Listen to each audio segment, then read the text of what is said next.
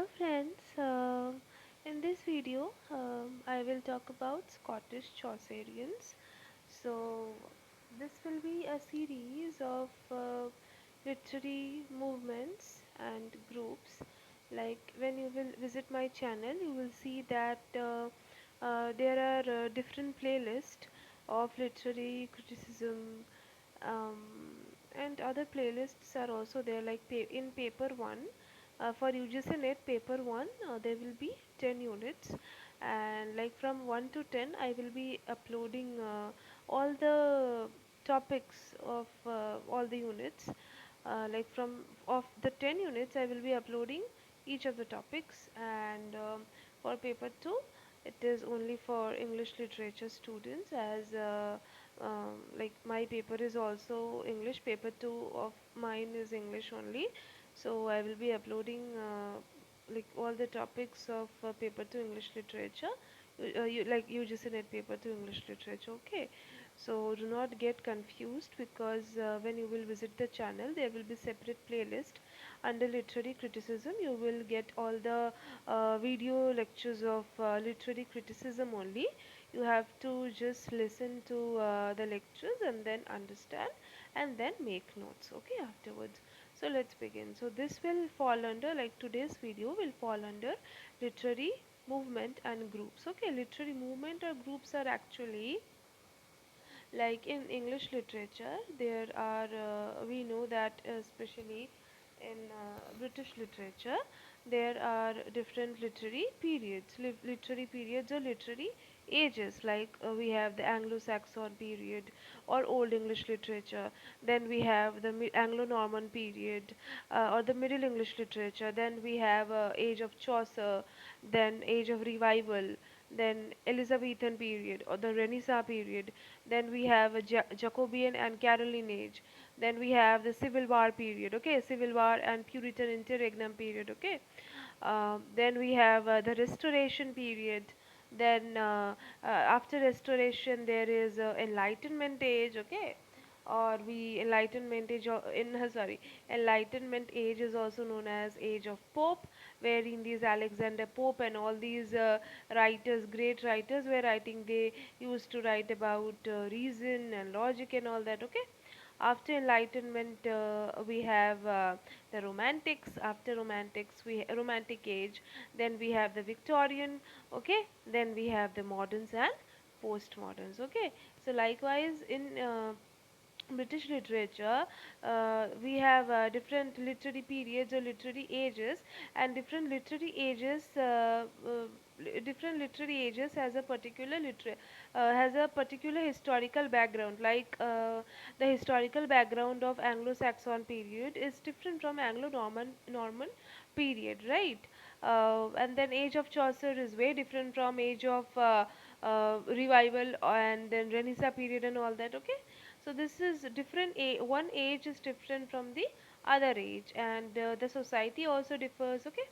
Likewise, literary movement and groups. Literary movements are actually a particular kind of movement, or which is started by the writers, uh, a kind of trend you can say, uh, a kind of particular trend or kind of similar kind of themes, similar kind of writing style and pattern, which is initiated by some writers, and all these writers they fall under one particular group. Like I'm giving you a very simple example, like in the Jacobean and the Caroline age, there are metaphysical writers. Metaphysical group of writers include John Donne, Andrew Marvell, and all other writers are there, like who fall under this. Like mm, there is another writer who's John, some Crashaw is there. I'm forgetting the initial name. Okay, so all these writers they fall under university. Sorry, they fall under this. Oh, I'm myself forgetting the name. Let me call this. These writers. Sorry for this, like metaphysical poetry writers. I'm so sorry. Okay, metaphysical poetry writers. And so these metaphysical writers like as I have said, John Donne, Andrew Marvell and all that, Henry Vaughan is also there, and very various writers are also there. Okay, many great writers are there. So all these writers, they fall under metaphysical school of poetry. Okay, so why metaphysical school of poetry? Like they used to write similar things, okay, similar themes, uh, they used to write. Okay, so likewise we club these writers or arrange these writers in a separate school. So likewise literary movements are like that. So let's focus on what we need to discuss today. This is Scottish Chaucerians. So Scottish, okay, one thing I would like to mention here is that after listening to this lecture, you will realize that I have already make the video in the form of a like it's notes. It's a kind of notes that I have prepared. See, like Scottish Chaucerians will be the main heading, and under this heading, like even if you are unable to uh, like make your own notes, then if you even like if you are copying exactly as I have written, so you can easily remember them. Like I have written in the form of notes only for all the students to understand and recall better. Okay, so see, Scottish Chaucerians, basically these writers, this Scottish Chaucerian fall under this period of Renaissance only. Okay, so these all are Renaissance period writers. So Scottish Chaucerians, these writers are basically from Scotland, and they are following the writing pattern of Chaucer. Chaucer is the Geoffrey Chaucer, uh, the writer during who was writing during age of Chaucer. This particular Chaucer, you people might know that who was Geoffrey Chaucer. So these Scottish Chaucerians, they used to follow the writing style of Geoffrey Chaucer. They consider Chaucer as their master. Okay, so master, for example, the way Chaucer used to write, the style Chaucer used to, in which style Chaucer used to write, the way he used to write, the themes he used to include in his writing, all these things were followed by the Scottish Chaucerians. They considered Chaucer as their master. Okay, so they followed Chaucer. They were known as makar or maker. Okay, so these writers were known as makar or maker. See, I am highlighting also, as I have already highlighted. These Scottish Chaucerians were known as or uh, makar or maker. Okay, and they followed, okay, as I have already said, follow Geoffrey Chaucer's writing style. This I have mentioned. Another is members. So who are the members of this Scottish Chaucerians? You should write the names also. Sir David Lindsay, Gavin Douglas, and Robert Henderson, and then William Dunbar. So you don't need to like remember all the like you need to like imply your brain, because these are the mug up things. Okay, the members you need to mug up by heart. And next is we have Robert and, okay, references. What are the references here? It's like these are the Scottish Chaucerians, like Robert Henderson, as I have mentioned, and then William Dunbar, and these are the writers of Scottish Chaucerians. These are the Scottish Chaucerians literary movement and group and writers. So these writers, like they had written some works. So I have mentioned them. Robert Henderson has written.